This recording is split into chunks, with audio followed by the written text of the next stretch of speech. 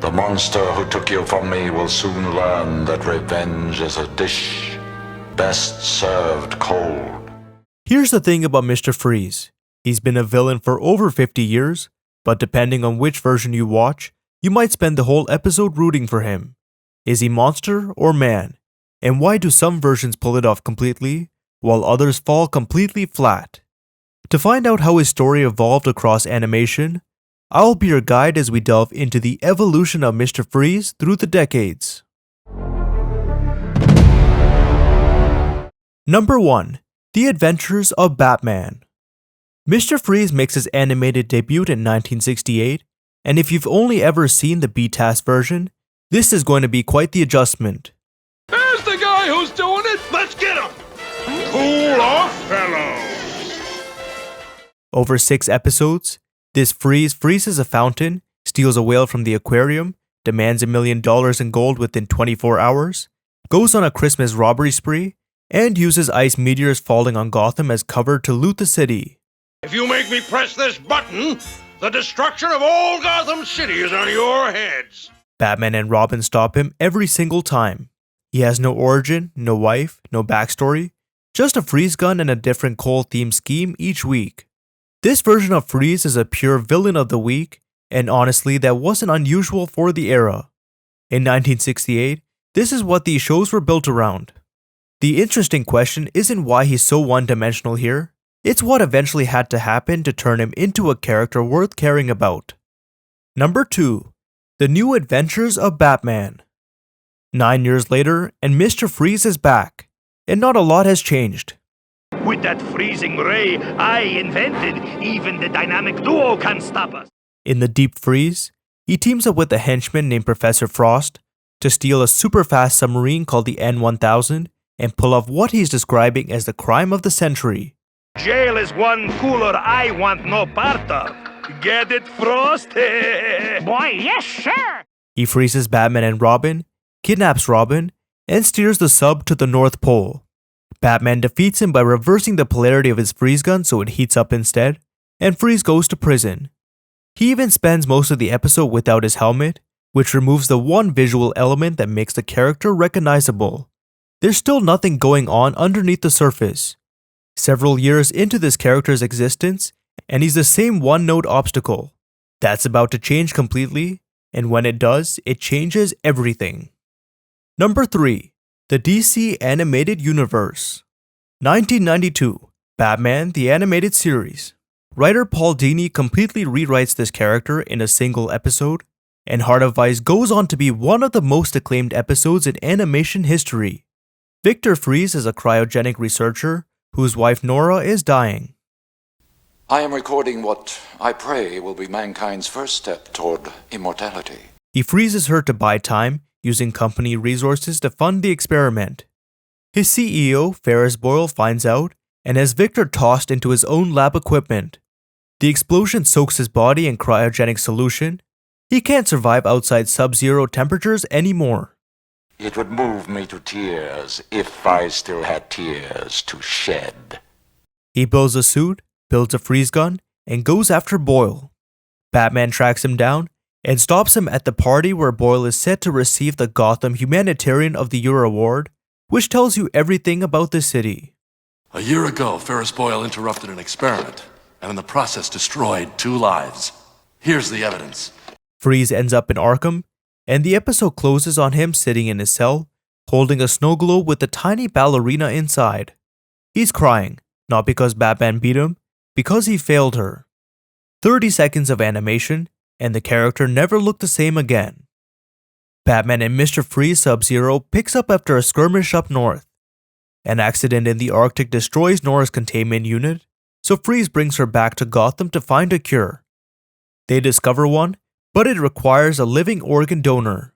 Are you crazy? They die. I know. Man, you're a piece of work. So they kidnap Barbara Gordon. Batman stops it, the oil rig explodes, and Freeze is presumed dead. The film's last scenes has him watching a news broadcast somewhere. Nora has been revived by an operation funded by Wayne Enterprises, and they've credited Victor Freeze for keeping her alive. He sheds one tear and walks into the Arctic with his 2 polar bears. That's the closest this character ever gets to a happy ending. It doesn't last. By his next appearance, the grief has curdled him into something darker. Before, he did everything to keep his wife alive, but after she was revived, he never came to see her. Why not? Nobody knows. He resurfaces with a group of henchwomen called the Ice Maidens, and he's not searching for Nora anymore. He's targeting what people value most and destroying it. Why? Why? Why not? He attacks Wayne Manor and freezes Alfred. His endgame is a reverse fusion bomb that would leave all Gotham frozen solid, not for revenge, just to take away whatever warmth is left. Batman stops him, latches Freeze to his own bomb with a grapple gun, and drops it into the ocean. The suit gets frozen in the blast, but his head is gone. He got out. The effects of the original accident has been deteriorating his body for years. By the time anyone noticed, only his head remained, still fully conscious, moving around on robotic spider legs. Ironic, isn't it? After all I did to keep my wife whole, I end up like this. He spent almost 50 years in storage at Wayne Powers, aware of everything, waiting. Derek Powers and Dr. Lake eventually offer him a clone body, tell him his mind is too valuable to waste, and for a brief window it works. But when it doesn't, He's reverting. Why? How? Don't you know what this means to me? There must be some kind of mnemonic agent within the DNA. they start raising the temperature in his sealed room to harvest his organs. He figures it out, breaks the glass, and puts the suit back on one last time. He gets his revenge, crosses paths with Terry McGinnis, the new Batman, and during the fight, Blight shows up and battily injures him. Freeze recovers just in time to step in front of a killing blow aimed at Batman and blast Blight out of the building. The facility collapses. Terry tries to pull him out. Freeze won't go. He tells Terry he was the only one who ever cared, and then it's over. 4 chapters across 7 years. A snow globe in Arkham, all the way to that final moment in the collapsing facility. That's the DCAU's version of Mr. Freeze, and it's the one every version after it is measured against. Number 4. The Batman. The Batman arrives in 2004 with a clear intention to do things its own way, and for Mr. Freeze that means ditching Paul Dini's backstory entirely. This Victor Freeze starts as a diamond thief. Batman chases him into a cryogenics lab, he falls into a freezing pod with a live cable, and the accident mutates him into something that generates extreme cold. No Nora, no tragedy, just a thief who had a very bad night and came out of it with powers and a reputation. My body had mutated, neither living nor dead. I was a walking cryonic miracle. He gets a suit, starts calling himself Mr. Freeze, and makes a name for himself quickly. His first major run has him raiding locations across Gotham for rare diamonds and actually getting away, which throws Batman off enough to question whether he's making things worse by creating enemies like this. You are the one who iced me. Allow me to return the favor. It's my fault. He's what he is. From there, he shows up regularly, teaming up with Firefly to lock Gotham in permanent winter before they fall out and start fighting each other. You've damaged the cryo accelerator. We'll fix it. Chill. You chill. Racing Penguin to find hidden treasure under the sea, and turning down an invitation to join Team Penguin, which honestly seems like a reasonable call. There's also a brief moment in the Joining Part 2 where an alien invasion forces an unlikely alliance. Freeze ends up saving Commissioner Gordon from a robot during the chaos, Commissioner Freeze, what do we do with him? We back him up. which the Joker finds so baffling he can't stop laughing.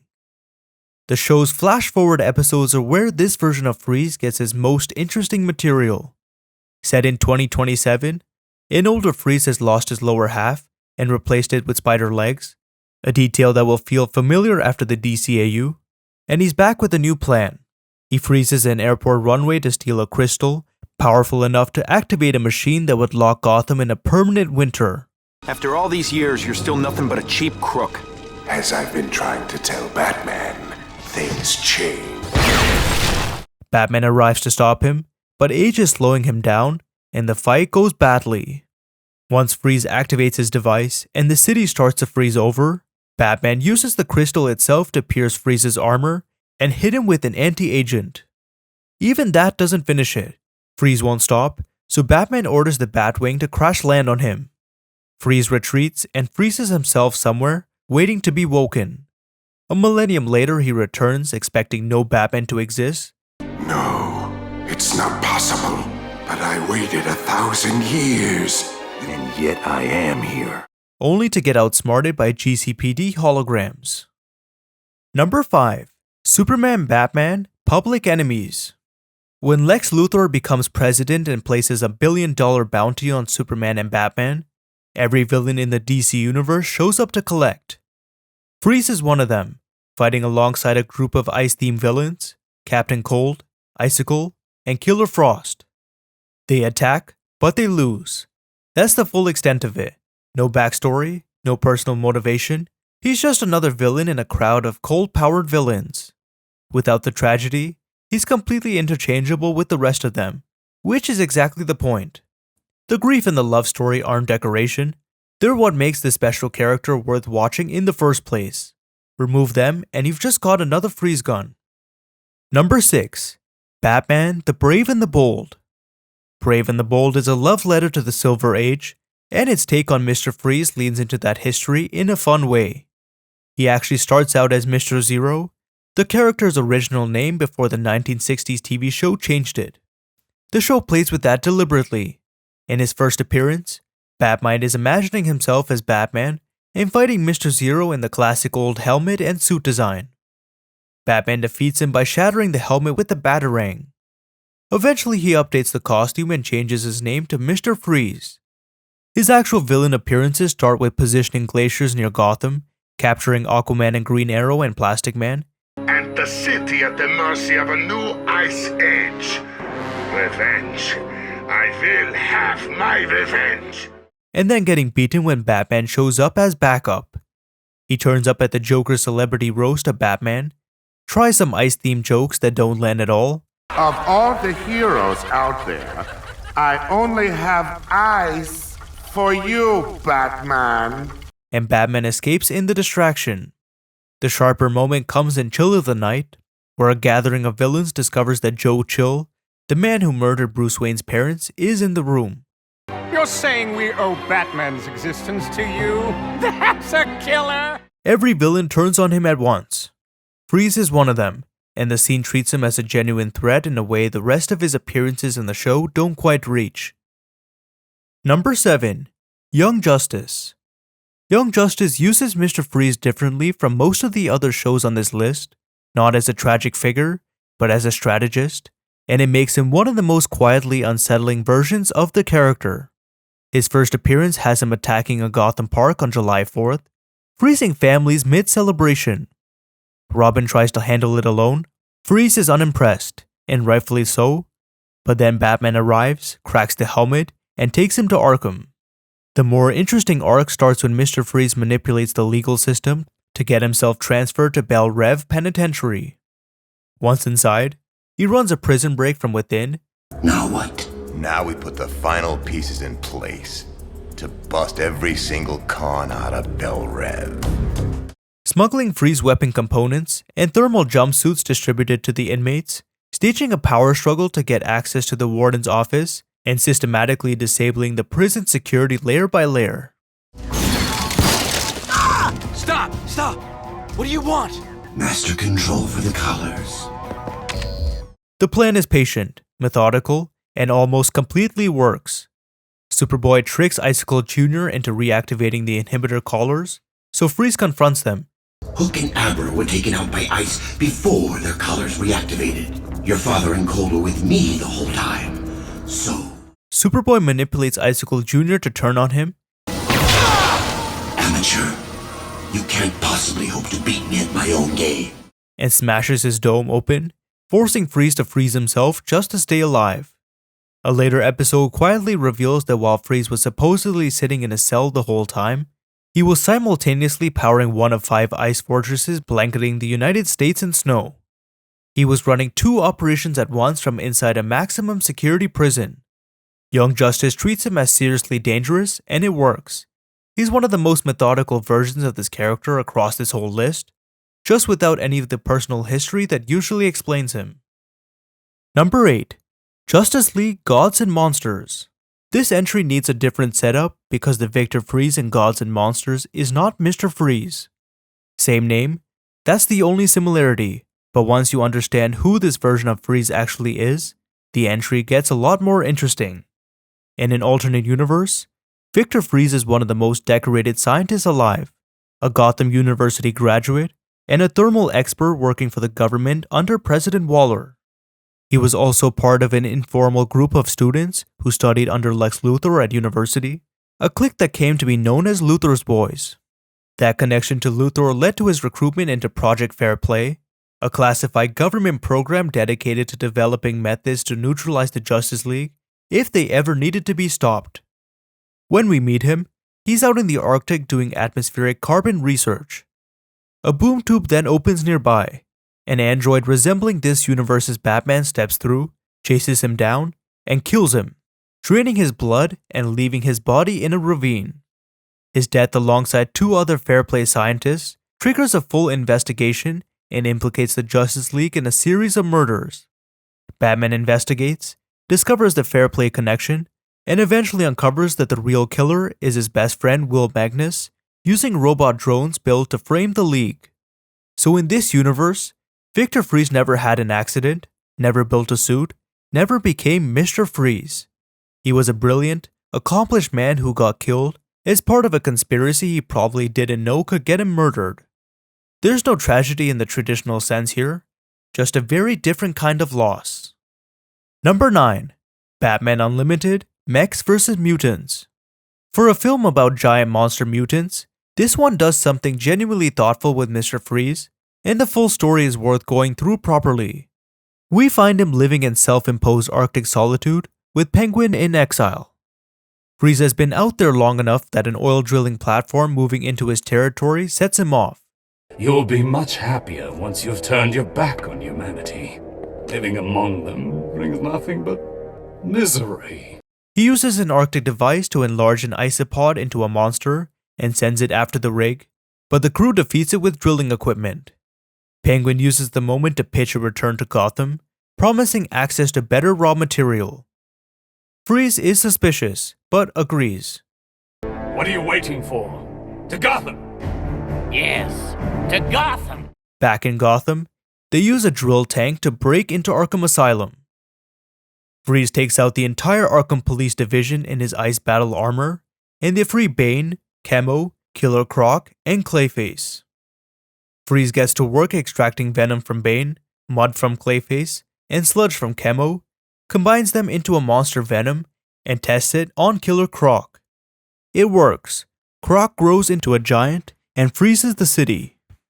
Freeze starts to see the bigger picture. If he can trigger a global ice age, he won't need the suit to survive anymore. He pulls his freeze gun on Penguin, deciding he's outlived his usefulness. You wanted to return to Gotham to rule it.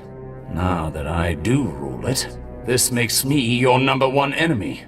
But Bane and Clayface inject themselves with monster venom before he can act. They're unstable, which Freeze warned about, but Penguin doesn't care. Mutant Clayface picks Freeze up and flings him across the city. After that, Freeze walks over to where the heroes are assembling a laser cannon on police headquarters and points out the design flaw. It couldn't support Valen's co-sharing between the bonded particles. He's right. Should have thought of that. He offers his Arctic device to fix it, but Nightwing is suspicious. Batman, watching from a distance, tells the team that Freeze's whole personality is built on guilt and that he has enough of a conscience to want to make amends. So Freeze helps reconfigure the cannon. When Clayface breaks free and covers the roof in lava, the heat almost becomes fatal to Freeze. He stays at the cannon anyway. Dr. Freeze, let me operate the cannon. Get away from the lava. Only I can manage the Arctic device. Sustained blast, Clayface goes down, and Freeze collapses from the exposure, muttering that all he ever wanted was to be left alone. The heroes save him. When Robin argues his case, Freeze cuts it short by pointing out that he also helped cause everything that happened. He's sent back to Arkham and asks for solitary confinement. Number 10. Justice League Action. Justice League Action runs in short-form episodes and gives you a short-form Mr. Freeze, efficient, atmospheric, and immediately menacing. The design is distinctive, tall and slim rather than bulky, metallic suit with flexible joints, transparent helmet over pale drawn skin, and slow deliberate speech with a German accent. Right on time. The Batman was just leaving. He captures Killer Frost, who genuinely looks up to him and has given him an elaborate title. Like I'd miss an opportunity to hang with the Mr. Freeze, the Sultan of Sub-Zero? And exploits her powers to fuel a ship-mounted freeze ray aimed at Gotham, which he plans to cover in ice so he can rule it as his kingdom. In a separate episode, he's just a jewel thief on a snowmobile. He takes considerable punishment in a fight, commands hovering drones, and uses Killer Frost's admiration entirely for his own ends. There's no backstory or personal motivation to speak of, but the design and performance do enough on their own to make him stand out in a short-form format. Number 11. Batman vs. Teenage Mutant Ninja Turtles.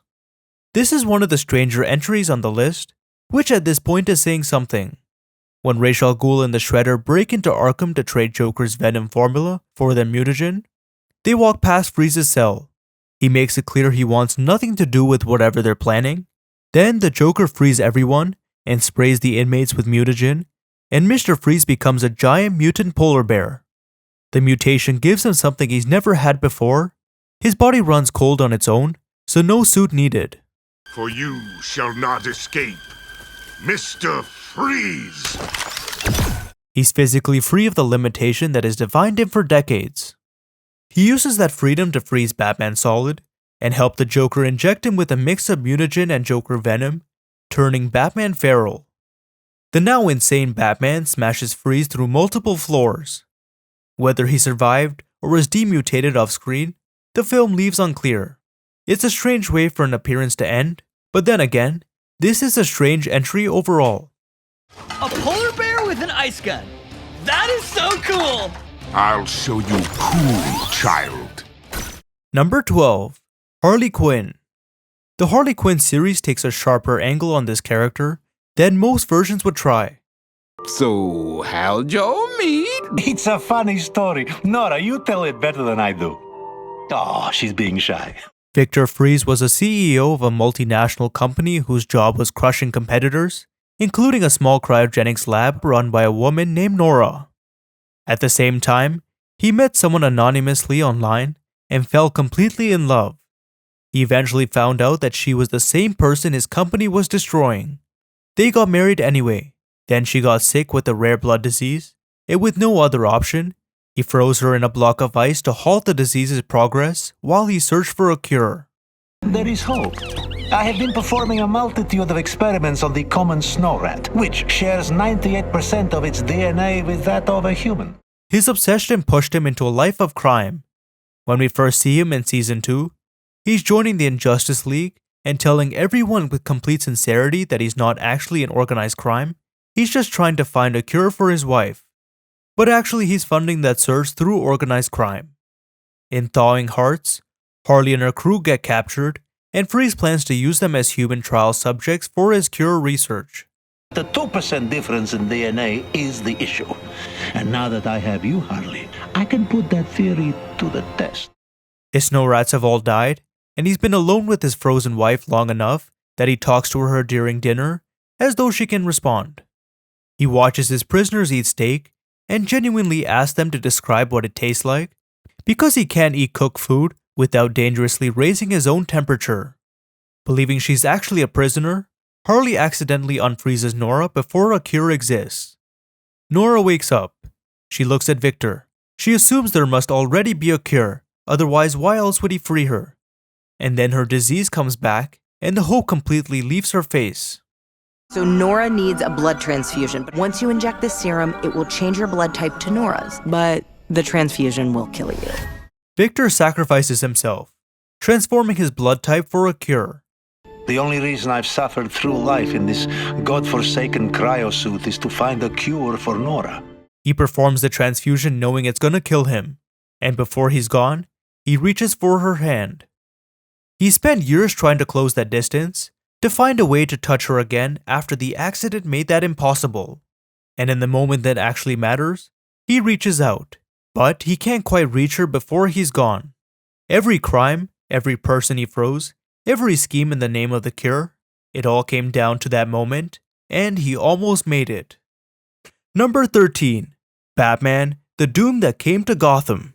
The final entry takes Mr. Freeze somewhere he has never been, a 1920s horror story where the cold isn't a weapon, it's something ancient and supernatural. Bruce Wayne, investigating the disappearance of Oswald Cobblepot's expedition crew in the Arctic, discovers a crew member named Grendon and subdues him while he's in the process of freeing a creature encased in ice. That is why, in order to serve him, I chose to make adjustments. Bruce brings him back to Gotham, unaware that Grendon has already been infected with one of the entity's parasites. By the time anyone realizes what's happening, it's too late. Grendon escapes, kills members of the crew, and eventually falls in with Talia and her mission to resurrect Ra's al Ghul. He serves Ra's faithfully. He's a frozen figure doing the bidding of a man obsessed with immortality, which is its own kind of irony given that Grendon is already caught between life and death. You found Yip Nogrod, son of Ayak Sotha in the ice. He carried out his father's will. The infection has rewritten his physiology entirely. He can freeze anyone he touches, and ordinary human contact is completely out of reach. His end eventually comes when the seed of Ioxotha, the interdimensional entity whose parasite he's been carrying, finally emerges from his body and goes on to become Poison Ivy. Grendon doesn't get a redemption arc or a moment of peace. He was infected, used by the forces far bigger than himself, and discarded. No suit, no freeze gun, no Nora, but the core of the character is still there. A man permanently cut off from the warmth of ordinary life, serving something he can't escape, and unable to touch the world the way a normal person does. So after 55 years and 13 animated appearances, the versions of Mr. Freeze that stick with you are always the ones holding his core value. He's done terrible things, for reasons you completely understand. Take it away, and you've got just another villain with a freeze gun. So which version was your favorite? Let me know in the comments. If you enjoyed this video, hit that like button, subscribe, ring the bell, and a quick shout out to my patrons. Thanks for watching, and I'll catch you in the next one.